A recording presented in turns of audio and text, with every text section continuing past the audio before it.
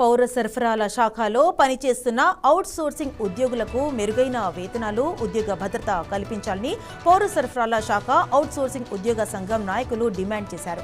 సమాన్ పనికి సమాన్ వేతనం ఇవ్వాలని, ప్రభుత్వ హామీలను వెంటనే నెరవేర్చాలని కోరారు. లేని పక్షంలో రానున్న అసెంబ్లీ సమావేశాలలో ప్రభుత్వాన్ని ముట్టడిస్తామని హెచ్చరిస్తున్న పౌర సరఫరాల శాఖ అవుట్ సోర్సింగ్ ఉద్యోగ సంఘం నాయకులతో మా Amaravati bureau chief Krishna Meda face to face. ఆ టైంలో వస్తుంది. ఒకసారి మేము అడిగినాం అనమాట, ఏమని అంటే, మేడం మీరు 11 వరకు వస్తున్నారు, మేము 9 గంటలకే మా కూలి పనులకు వెళ్ళిపోతాము, మీరు 11 తర్వాత వస్తే మేము కూలి పని చేసుకునే వాళ్ళం, మేము ఇప్పుడు మిమ్మల్ని ఎప్పుడు కలవాలి అని అంటే,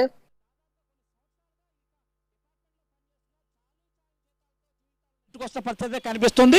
కానీ ప్రభుత్వానికి ఎన్నిసార్లు విన్నవించినా మా యొక్క మొర పట్టించుకోవట్లేదంటూ కూడా ఈరోజు రాష్ట్ర సివిల్ సప్లై కార్యాలయం ఎదుటైతే ఏఐటీయూసీ ఆధ్వర్యంలో ధర్నా అయితే నిర్వహిస్తున్న పరిస్థితి కనిపిస్తుంది. అసలు వాళ్ళ యొక్క సమస్యలు ఏమిటి, వాళ్ళ సమస్యలు ప్రభుత్వం దృష్టికి తీసుకెళ్లారు లేదనే విషయాన్ని తెలుసుకునే ప్రయత్నం చేద్దాం. సార్ నమస్కారం. అసలు మీ యొక్క ప్రధాన సమస్య ఏంటి, ఈ రోజు యొక్క నిరసన కార్యక్రమం చేయడానికి ప్రధాన కారణం? అందరికీ నమస్కారం అండి. నా పేరు వెంకట సుబ్బయ్య, ఏఐటీయూసీ రాష్ట్ర ప్రధాన కార్యదర్శిని, ఈ సంఘానికి కూడా గౌరవాధ్యక్షుడిని. ఈరోజు ముఖ్యంగా సివిల్ సప్లై రంగంలో పనిచేస్తున్నటువంటి కాంట్రాక్ట్ ఎంప్లాయీస్ గత 10 సంవత్సరాల నుంచి 15 సంవత్సరాల నుంచి పనిచేస్తున్నారు. మరి అవుట్ సోర్సింగ్ ఎంప్లాయీస్గా ఉండేటువంటి వీళ్ళందరూ కూడా వీళ్ళ సమస్యల పైన అనేక సార్లు మేము 4 ఎండీలకు 4 కమిషనర్లకు కూడా ఇచ్చాము. అయ్యా వేతనము చాలా తక్కువ ఇస్తున్నారు, మరి ఒక 10 రూపాయలు పెంచండి మహాప్రభు అని ఎంత మొత్తుకునే కానీ ఎవరు పట్టించుకునే పాపాలు పోలే.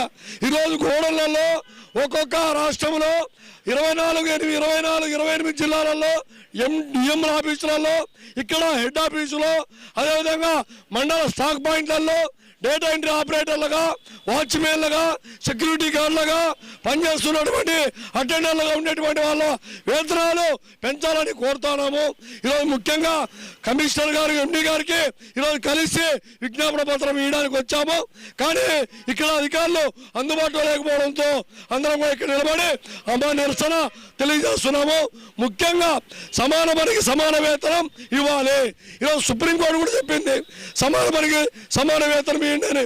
అదేవిధంగా ఈరోజు ఈ రాష్ట్ర ప్రభుత్వం మరి మాకు వేతనాలు కార్పొరేషన్ పెంచాలి, మాకు ఉద్యోగ భద్రత కల్పించాలి, ఇట్లాంటి డిమాండ్ల పైన ఈ ఆందోళన జరుగుతోంది. ఈరోజు ఈ ఆందోళనలో మాకు న్యాయం జరగకపోతే రేపు అసెంబ్లీ జరిగేటప్పుడు కూడా చలో విజయవాడ కూడా నిర్మించడానికి మేము వెనుకాడము.